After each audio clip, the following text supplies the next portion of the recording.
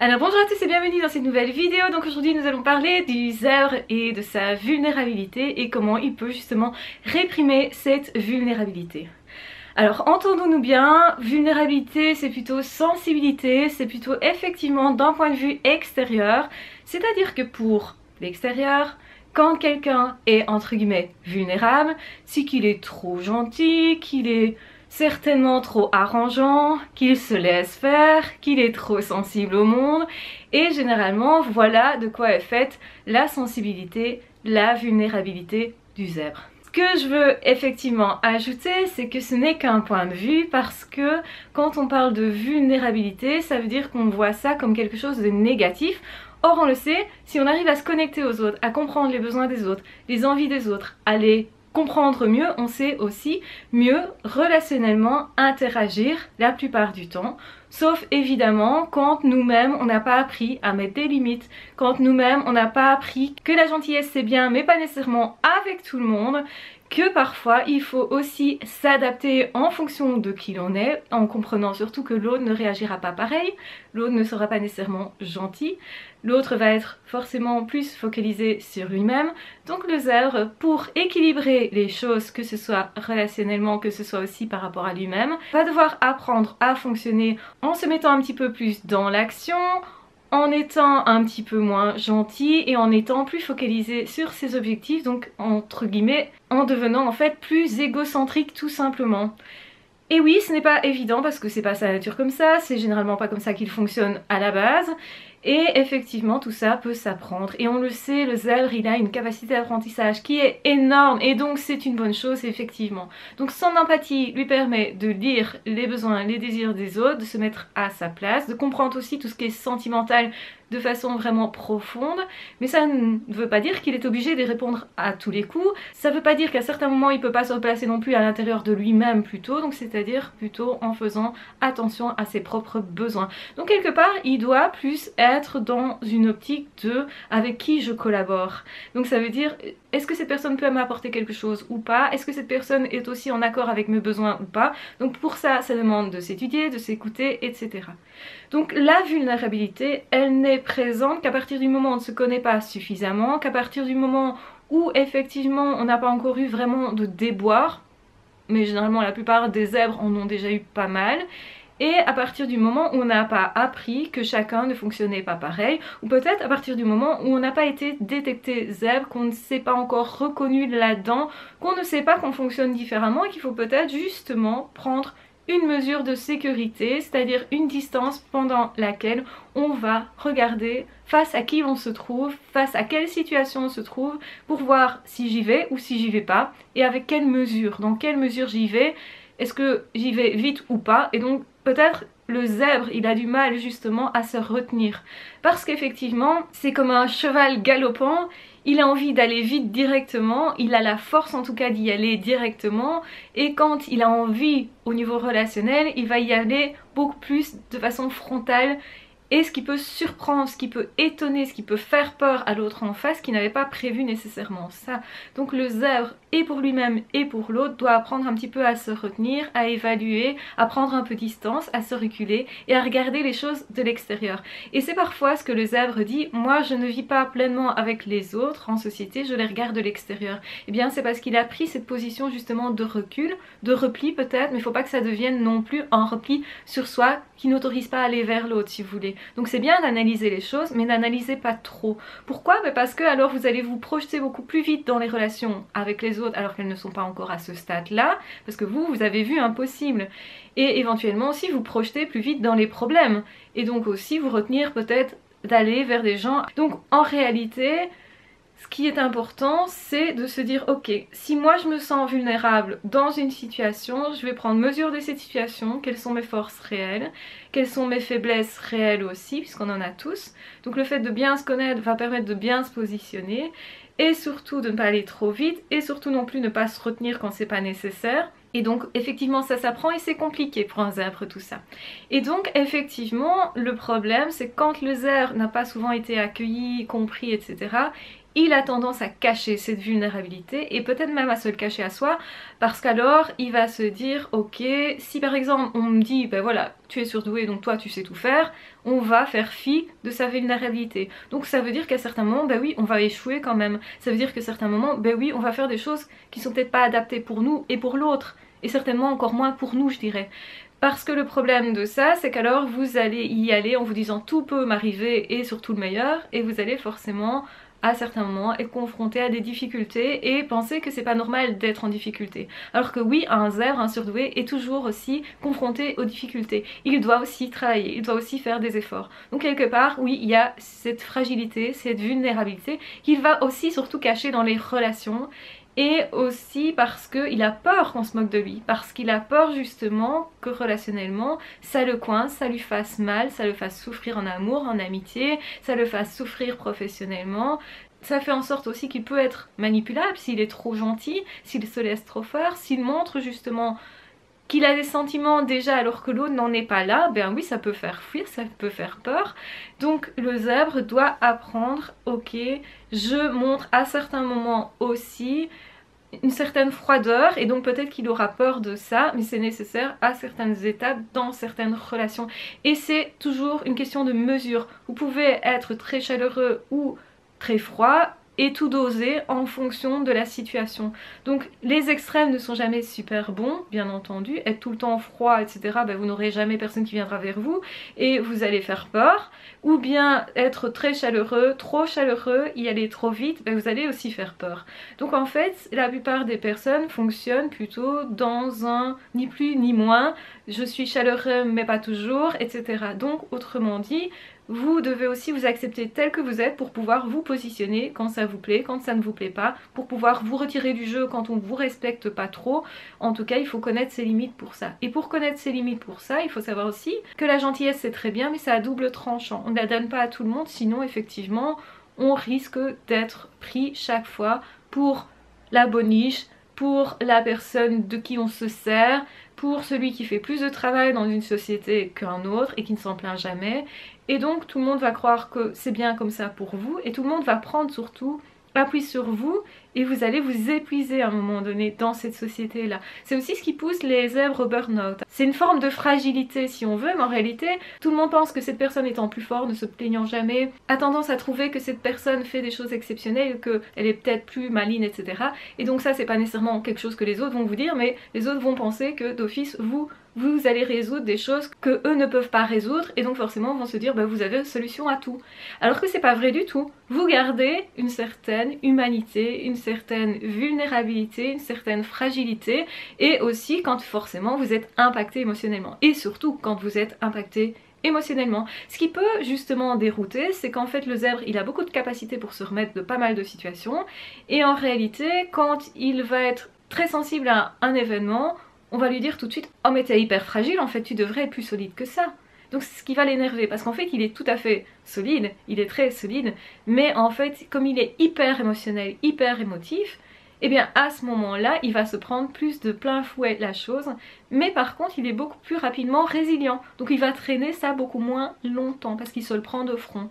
Et justement ça peut dérouter les gens qui le voient complètement déprimés sur le moment même et puis vont déjà se remettre plus ou moins au courant de la journée, ça va déjà évoluer et puis au courant du mois, et ben c'est presque oublié et donc ils vont se dire mais c'est pas possible, tu n'as pas vécu ce que tu as vécu, c'est pas possible que tu sois déjà remis de telle ou telle situation. Et paradoxalement aussi, le zèbre peut revenir à des situations anciennes qui l'ont fait souffrir et par juste une odeur qui lui rappelle quelque chose, un bruit qui lui rappelle quelque chose, tout de suite il est replongé dans les sentiments intenses qu'il avait ressentis au départ, ce qui peut donner l'illusion qu'il n'a pas avancé dans son deuil, alors que c'est une illusion. C'est simplement cette personne est plus sensible, donc ça veut pas dire nécessairement plus fragile, ça veut dire que vous pouvez toujours, en vous connaissant superbement bien, vous dire ok je vais utiliser ma sensibilité, ma fragilité.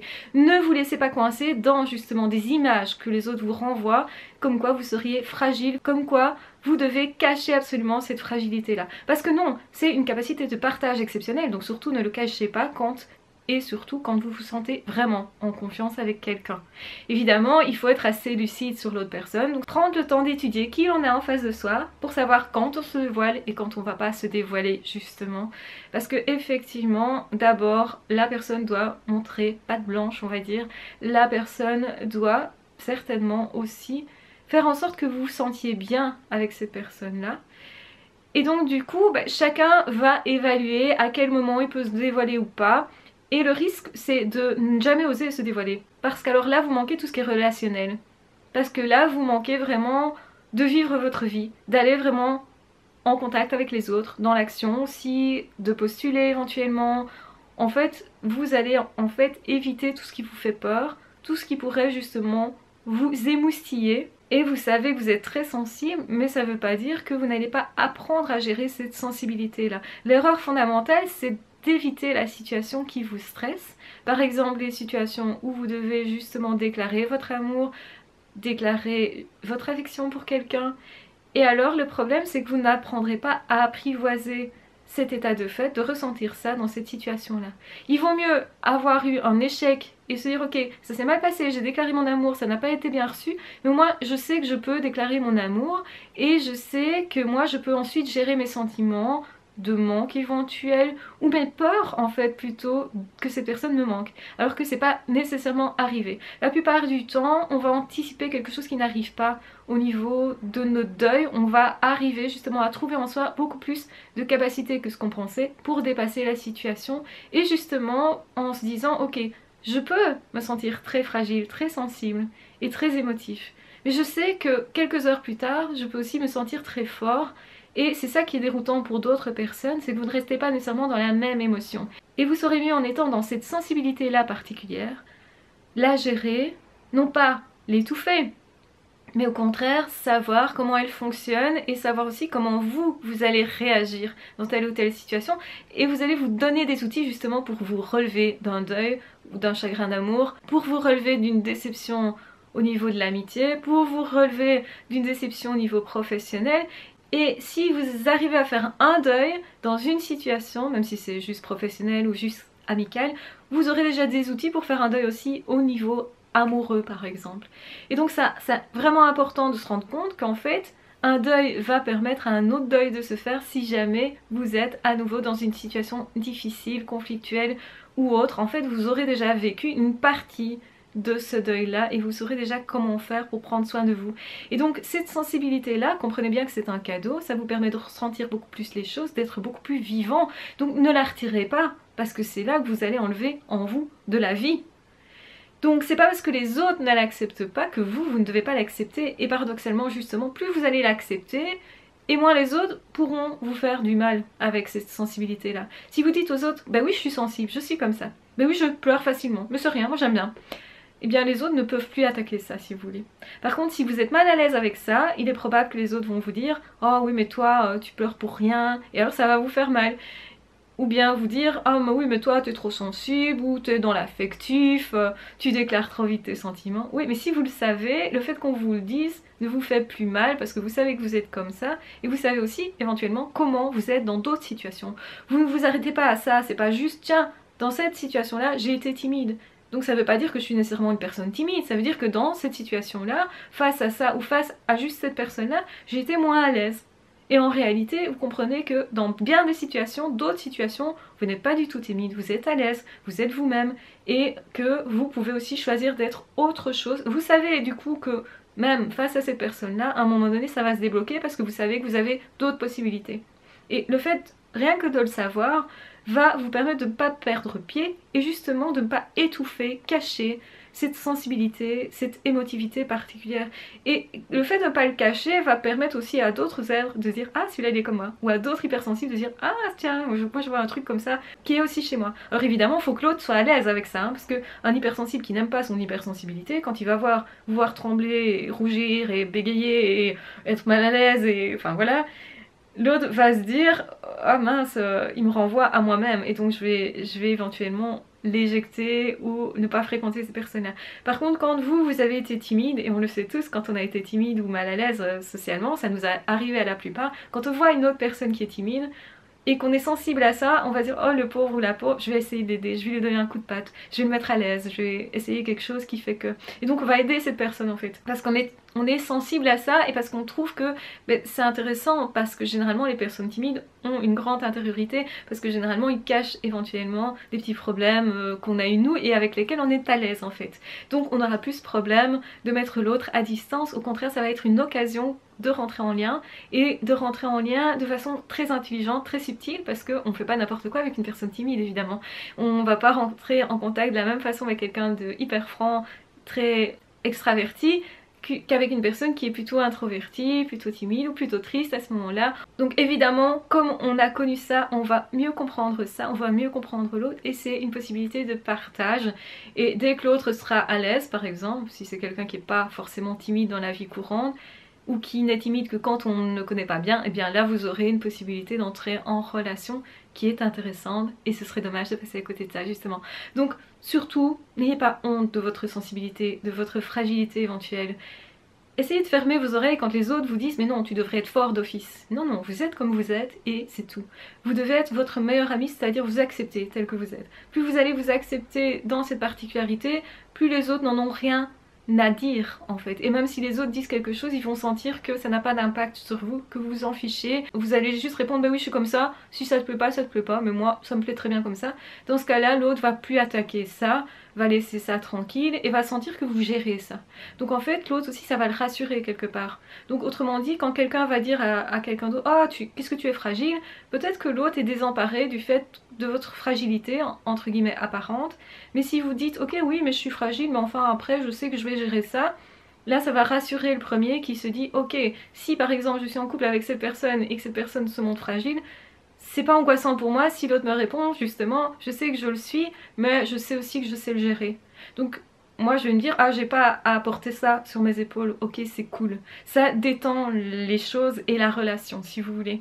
Et donc ça c'est ultra important, donc vous avez le droit d'être sensible, peu importe que les autres le soient moins, vous avez le droit de ressentir ce que vous ressentez. Et c'est ça qui est intéressant, c'est plus on va mettre justement une soupape de sécurité pour éviter que justement ces émotivités sortent, et puis vous allez ressentir une pression interne et moins vous allez être à l'aise avec ça, et puis évidemment vous allez aussi stresser, moins vous accepter, moins être bien dans votre peau, etc. Donc accueillez ce que vous ressentez simplement et dites-vous ok j'ai le droit de ressentir ça. Et puis après, vous n'allez pas en rester là, vous allez vous dire mais qu'est-ce que je vais faire de ça?